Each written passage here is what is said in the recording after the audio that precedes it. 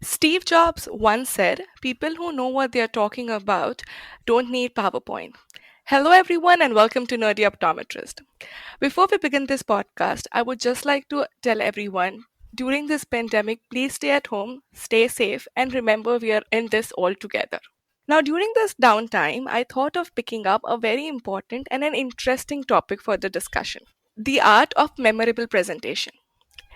And to talk about this topic, I have a very special guest for today, someone who has been almost in every continent, and he is one of the best presenters we have in India.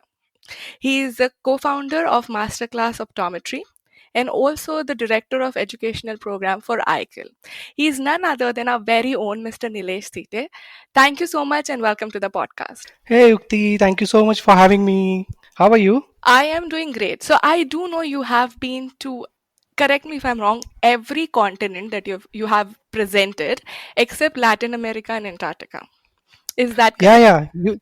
yeah, you actually got it right. Antarctica is my next target. I think the penguins are waiting for me, right? Absolutely. I'm sure they need some education on optometry. So I'm sure whenever anything happens there, you'll be the first person presenting. I mean, So I do know we all are fan of your presentation skills. You have given more than 100 presentations on major platforms. So let me rewind this a little bit because we all want to know your secret recipe. So let's talk about how did this all begin? ooh. First of all, I think Ukti, it's amazing what you're doing, and I really appreciate this. And first of all, I'm just trying very hard to match your energy level, but it's just not happening, man. How do you do this? I've learned from you. You know that. No, you have no idea how nervous I am, and I just want everyone to know that I'm no different from anyone who's listening to this podcast. So just bear with me, just be with me. I'll try my best to give you whatever I can, and more than giving you formal information about how to make PowerPoint presentation, etc., because I think that you can find anywhere. Even if you just type how to give a PowerPoint presentation or presentation skills, you'll Absolutely. get a lot of tips on body language, eye contact, tone, voice, etc. So I don't think I'll speak much about that. I would rather talk about my own journey and how I have evolved and how what I have faced as a beginner, etc. Is that fair, Ukti? Is it something you would want me to do? Absolutely. That's what I think I have you on this podcast for. I really want to know your secret recipe.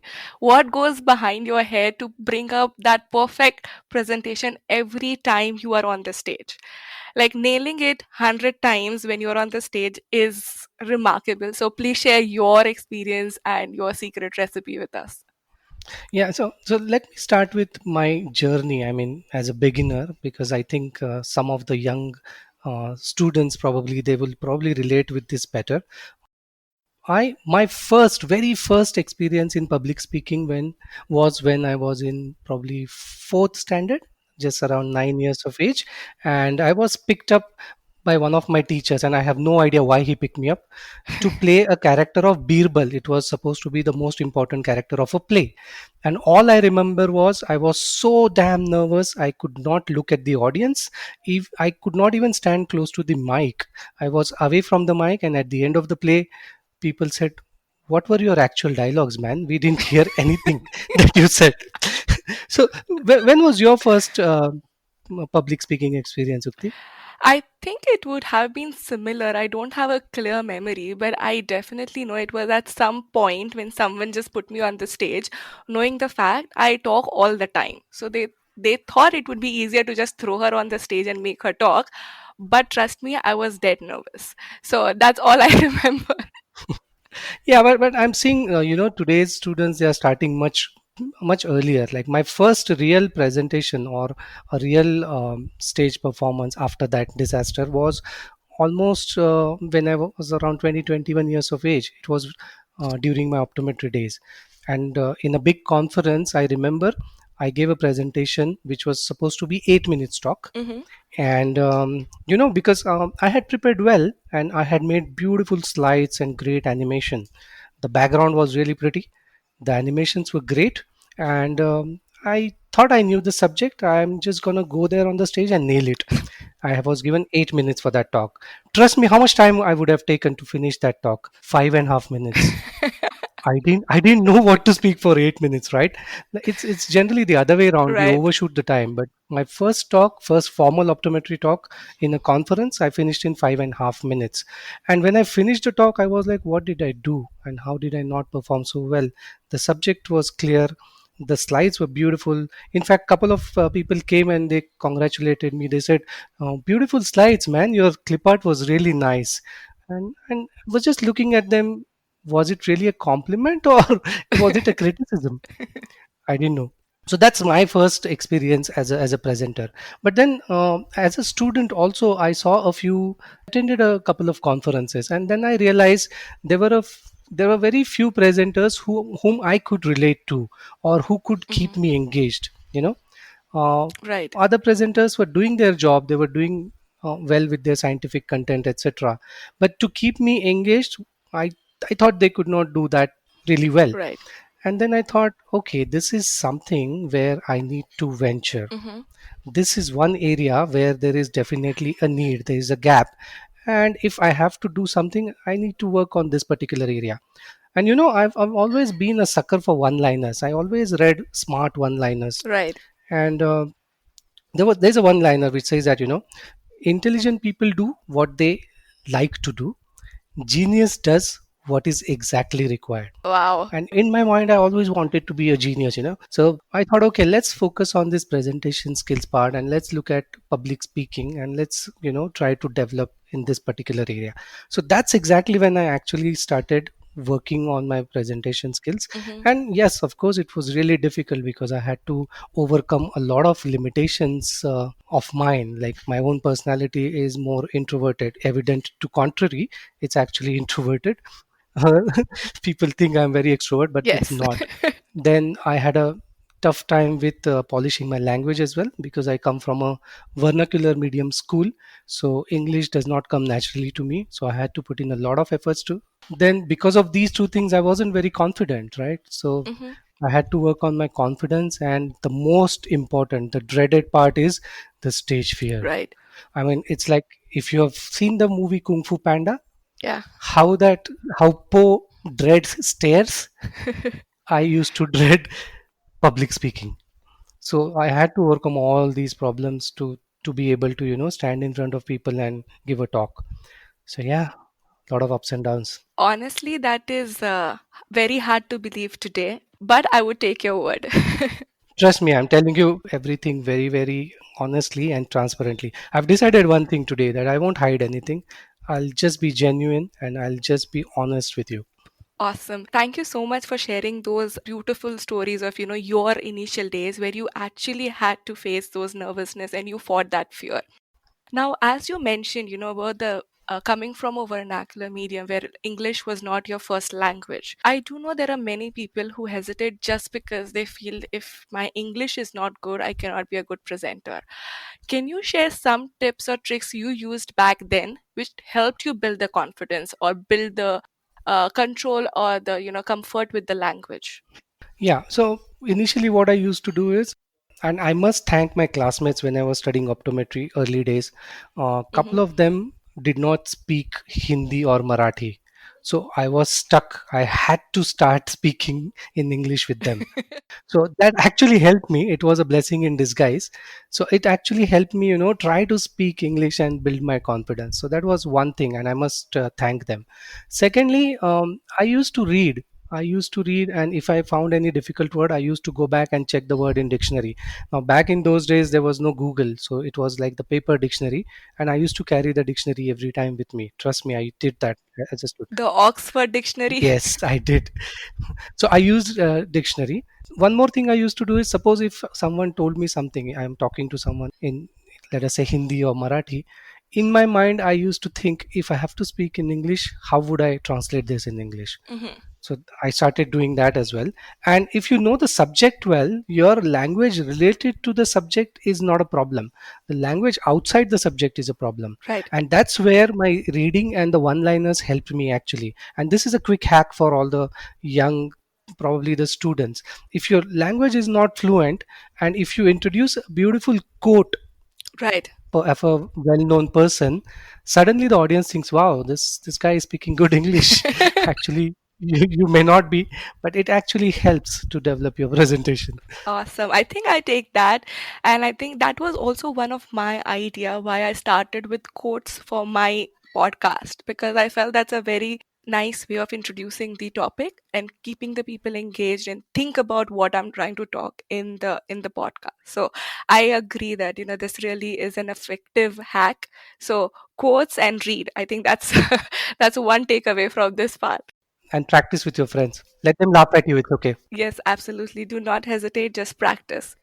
Let's talk about what is a thought process that you have when you're building up your presentation, because you have nailed it every time. Like, how do you manage to do that? Wow. Now this is a real thought-provoking question, and this is going to take a while, but I think it's worthwhile because this is a very, very important question. Trust me. And Right, you know what I have seen? Not many people actually think of the most important aspect, which is how do you approach your talk. right. I don't think many people think about it, and I'll share a little bit of my thought process on that, right? Hmm. So if you look at, suppose you are invited to give a talk somewhere, okay, Right, there are different ways to look at it. Some people will say, "Oh my God, why me again?" Right? right, Now, how I think of it is, it's a privilege, number one, and two, it's an opportunity. Privilege because not everyone gets this. Okay, you are lucky that someone has invited you. Maybe you have done something good in your profession, that's why people have invited you. But you absolutely. cannot take it for granted. You have to put in your best because there is an audience which is going to give you whatever 15 minutes, 20 minutes, or 30 minutes of their time. Right, Each and everyone is going to give you that time, so you have to do justice to their time. You can't just take it for granted, right? So that's the first thing you need to think in your mind. Secondly, it's an opportunity, right, right? So I have got to influence, let us say, 100, 200, 500 people in 20 minutes. How many people get that opportunity? Now it's up to me how I use this opportunity.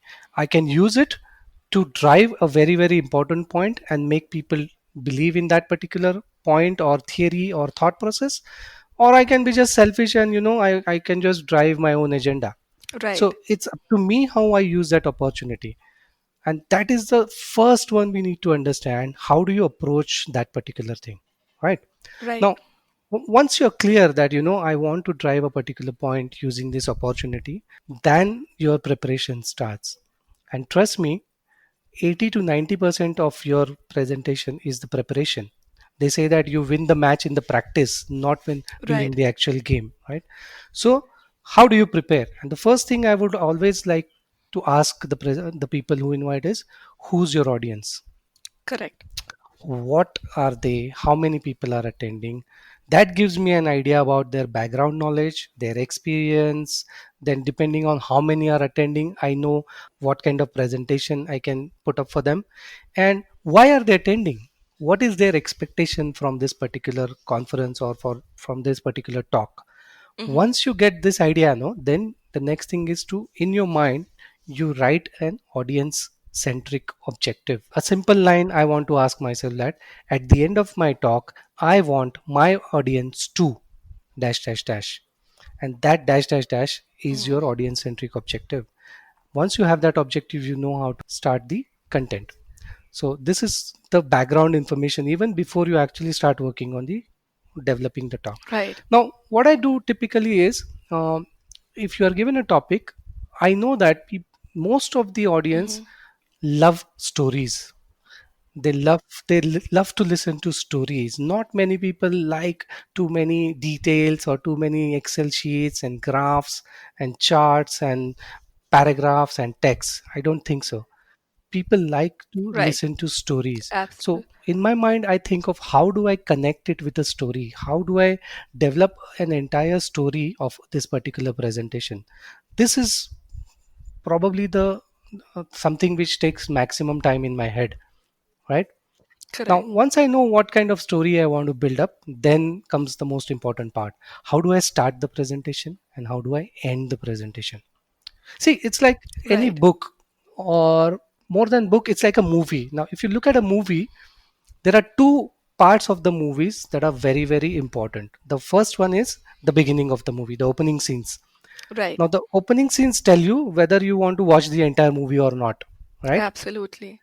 Now suppose you watch the entire movie, the climax is very important. When you come out of the movie, what you remember is the last scene. It's how the Yes. movie ended, right? So the Right. two most important things of a movie is the beginning and the end. And I actually approach a presentation very, very similar to a movie. I think the beginning of the presentation and the end of the presentation, these are extremely important, right? Let me interject here a little bit. I think one of the question that hits my mind when you mentioned about the beginning and the end is sometimes when I am putting a clinical topic which has to have statistics and data. I think that is where I am not sure how to make it effective or make it like a story. Can you talk a little bit in a reference to maybe a scientific presentation which has more clinical details? Giving an example, how do you combine those two things in an idea? Yes, see, even if it is a scientific presentation, it can still be a part of a story. For example, if you want to prove that one of the two methods is better, Right. right, and you have enough data on that, so it's still a part of the story where you build up that there are two elements and eventually the one came up as a winner, Yeah. right? And then you give a story of each of the elements. Right. And yes, you can project the data. You don't necessarily have to talk a lot about the data. You can project the slide. In fact, the other element of presentation that I use is introduce your slide. You don't just put up a slide and then explain what it is. Before you put up a slide, you just say something about the slide and then show the slide and then give the audience a few seconds just to look at the slide. So you can put up a data saying, we have done the required statistical analysis and we found this was more, there was something which was more statistically significant, and let it be on the slide. Right. I think this is very, very important, which I think all of us miss. To be very honest, even I don't think about introducing my slide. I think we are so much caught up in making sure we speak everything that we have in our head about that slide that we forget about introducing the next slide. And that creates a disconnect. And I think that's a very beautiful point that you mentioned there. And thank you so much for pointing that out. Thank you. You mentioned one thing which you need to avoid is not just reading the slides. Are there any other things which you feel are a complete no or that can make a good presentation a disaster, things which we should avoid? Ooh, there's a laundry list of things that we should avoid, probably. But I think I'll just step back and instead of doing during the presentation what to avoid, let me tell you what to avoid or during the preparation Right. stage, right? Now, most of us feel that creating content is preparation of the presentation. Yes. And I think that's a mistake we make. I think creating content is just half of the preparation. Hmm. More time should be spent on how do you deliver the talk. Right. So making a slide, you are spending 1 hour in making one slide and you are spending 1 minute on how to talk about that slide. That's not done. It should be the other way around.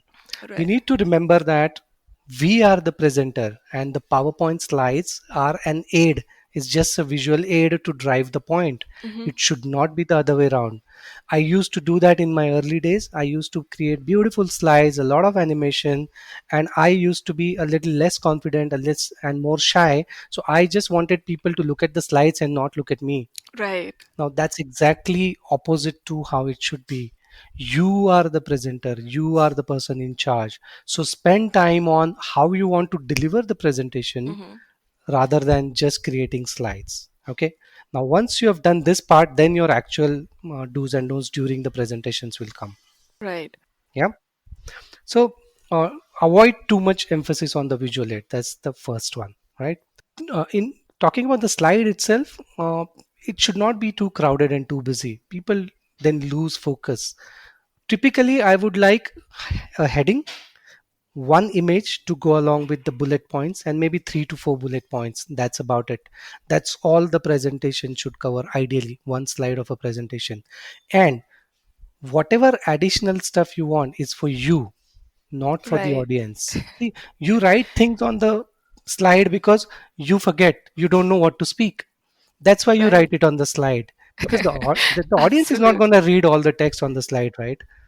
And if they start reading that, they'll lose focus on you. Absolutely. Let me actually tell you my story initially when in optometry college when you're supposed to present at internal presentation conferences and things. I used to write paragraphs in bullets. So I'm sure many people will relate to Many that. people have done that. You're not the Oh, only, you're not the absolutely. only one. I Trust would me. think that I have to write an entire sentence in a bullet point, then it will make sense. So my entire slide would have four bullet points, which each is a paragraph by itself. so, so I think I've done that for quite a few years till I saw your presentations, and I'm like, oh my god, how can he just have like 3 words? So I think that's very big mistake. I think most of us do. One, probably because we don't think, or we do not have that exposure, and second, we're just feeling that everyone is doing it, so let's just follow, even though somewhere we realize we are missing out on the attention from the audience, but we don't know how to fix it. So I think what you mentioned of not crowding the slide and not going crazy about writing too much, which can lose the attention from the audience to what you're speaking, is a very important point. You have nailed it. I feel so guilty of doing it myself. Maybe we've all been there. We've learned the hard way, right? And Absolutely. that's exactly why I want the youngsters not to make the mistakes that we made. Let them make new mistakes. Yes. So, but just one word of caution here. If it is a case presentation and if it is, a scientific paper presentation where you have to share your research findings, they might be an exception. So don't get me wrong. You might have to show some more data there, Right. but that's okay. You can actually put up a slide and give the audience 20, 10 to 20 seconds to just read the slide. That's okay. The one more thing we as presenters are afraid of is silence, Yes. the Yes. pause, right? We Yes. feel, how can there be silence? It's so uncomfortable to everyone, right? But trust me, Absolutely. silence or pause is a very powerful tool, and most good presenters, or I would say powerful presenters, use that. So you ask a relevant question to the audience and just take a pause for 3 to 5 seconds. Let Absolutely. them think, let them internalize. It's a very powerful tool. You can do that, and you have to practice it. It doesn't come just like that, because we are so much used to speaking continuously that the pause doesn't come naturally to us, but it is a powerful tool. Absolutely. We feel if we pause, the audience might start thinking that we forgot or we don't know what we are talking. They might lose interest. I think Right. those fear overpower and pause is important, but doing it at the right time is equally important. And the length of the pause also, you can't be paused for a minute. Yes, yes. So tell me something. As I mentioned, one of my favorite presenters is Steve Jobs. He is a complete storyteller. He probably never even has a PowerPoint presentation, or it would just have images in the background. Has someone been your inspiration or something that you look around to get inspiration for your presentations? Let me flip it to you first. What do you look for in a presenter, in a good presenter, or in a really dynamic presenter? I feel for me, what engages is definitely the storytelling part and the comfort that the person has in the content. I would be very happy to not look at the slides and just listen to the presenter, what they're trying to say. I think that what makes someone a good presenter for me versus someone who I'm just listening to because I have to. Yeah, so I tend to agree with you. See, the what you said typically are probably the qualities of real good presenters. That they're good storytellers. They have command in their own subject. They know what they're talking, and they can relate to the audience. I think relating to the audience is probably one of the most important qualities of a good presenter. You have to connect with the audience. You have to relate with the audience, and evident to contrary, I actually like people who are very crisp, who can give a message Right, in a very crisp, clear way. It's really difficult, trust me. Because yeah, if you can in few words, if you can explain your point, you can be assured that there's a lot of thought gone behind that, because it's not so easy to do that, right? So I like people who are crisp, right. who are very clear, and who connect with the audience readily. Awesome. So now, you know how I had mentioned in my introduction that you have been to all, I would say almost all the continent, except few, which will have you soon. Now, when you're dealing with presenting at such a diverse crowd or audience, how do you understand the way to connect process when you say it has to be audience centric? Like, I know, okay, I have, say, students who are listening to my talk, or I have practicing optometrists who are listening to my talk, but there might still be, what do I do with that information? Can you elaborate a little bit on that? Yeah, it is an important aspect, right? Because you have to connect with the audience, because why would they give you 20 minutes of their time if you cannot, right? So Right. yes, and that's where knowing your audience is your first step of your homework. You should know who these guys are. Hmm. I can give you an example here. I wanted to give a talk on, let us say, presbyopia, and I wanted to just build it up. Okay, Right. so if I'm giving it to the practitioners, I would pose a question. Everyone, what are men most scared of? And I wanted to end that question with an answer: presbyopia, right? But I wanted to build it up. So I said death. Obviously, all of us are Yeah. scared of death. What are you more scared of? Now, when my audience is practitioner, I would say taxes. Right. Okay, so people can relate to that, and there is expected laughter in that. And what is more than that? Then it is presbyopia.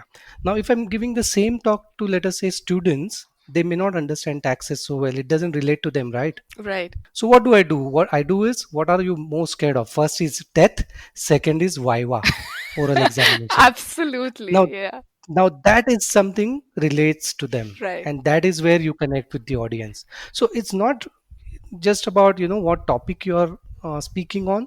It's also about the examples or even the humor. Right. If I'm talking to the students, the humor is all about youth. It's all about what difficulties they face during their lectures and so on. If Correct. I'm talking to the practitioners, the humor would be about patience. Right. Sometimes the patients come and teach us, and so that's how you actually prepare your talk. Just content is or the scientific content is a part of it, but what examples you quote, what jokes you crack, Right. that is there could be preparation in that as well.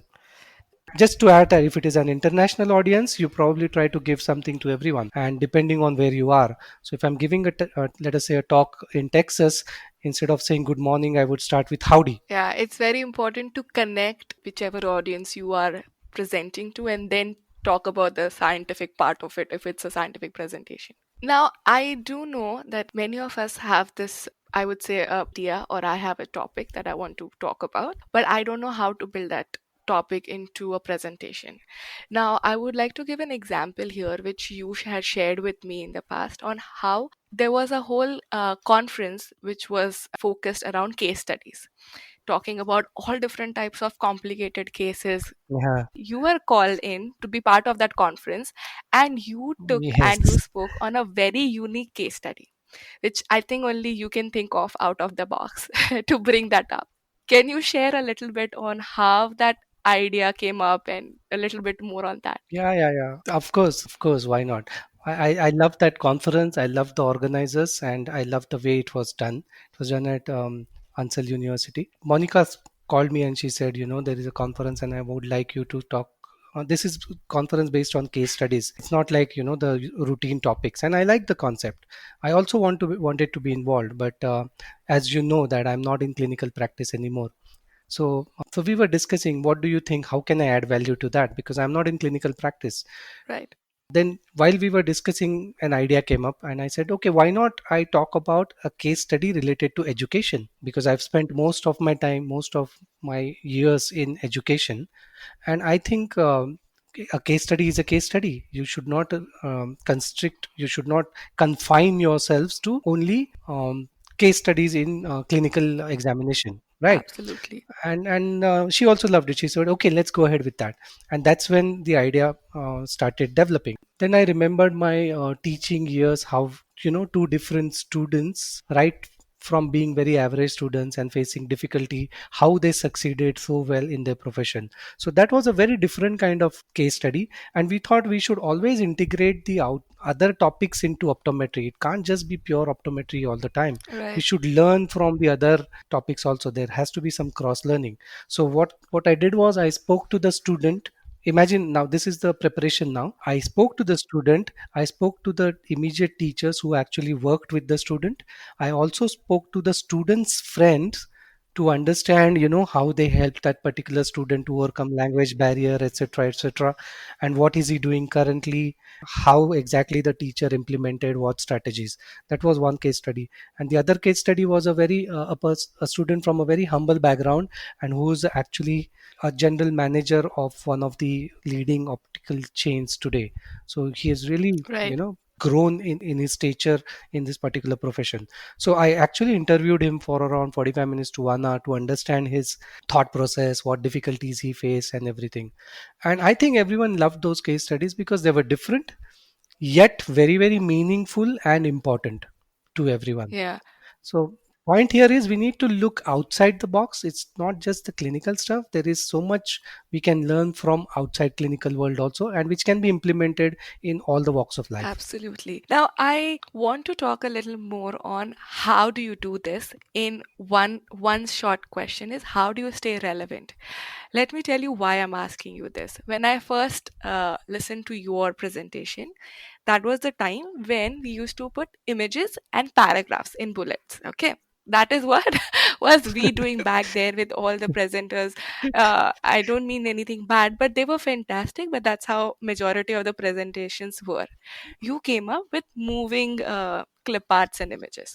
Then people started copying that, and you went on adding clips from movies relating it to optometry. So you have constantly changed and raised the bar of how to do a presentation in an scientific optometry conference. What is your secret behind finding optometry everywhere you see? Good one. It's a bit difficult because you're just too obsessed by what you're doing. That's one thing, right? But Right, I think it all boils down to my very initial comment. How do you approach your talk? Okay. If it's a privilege and it's an opportunity every time you get to speak to people in a group. Now, if you keep that in your mind, you'll always think of doing something more, something different, right? right, So as you said, that time it was easy, the challenge was easier, so I just had to do one thing. Now what happens typically is once you start doing something, there are other people there are some smart people who'll take some good points and they will start doing that. Then it right, becomes a norm. Then how do you stay ahead of the curve? Because you want your presentation to be unique, you want to leave a signature at the end, right? right, Now, if you have to do that, you just cannot take it for granted. You can't say that I have achieved or I have arrived and now there is no more learning. Every now and then, you need to keep your eyes open. If you think anything interesting, just note it down and you will find you will probably be able to use that somewhere else. That's one thing I do. I keep my eyes open. I am quite observant actually. So oh, absolutely. when I'm talking to youngsters means probably the students or just recent graduates, Yeah, I look at their body language, I listen to what examples they quote, what movies they watch, what serials they watch, and what is their lingo, right. and I try to use that if I'm talking to them, so that way they stay connected with me. That's one thing. Hmm. Secondly, it's always, inventing and reinventing yourself. You can't just be stagnated. You have to do Right. something new every time, right? So movies is gone now. It's a passe. Everyone does that. Now, next started doing was some shairi. So I Oh, started using an original, not borrowed. So some own shairi and meme also, because if you look at it, memes next is in thing. today, Yeah, absolutely. right? Yeah. Meme is in.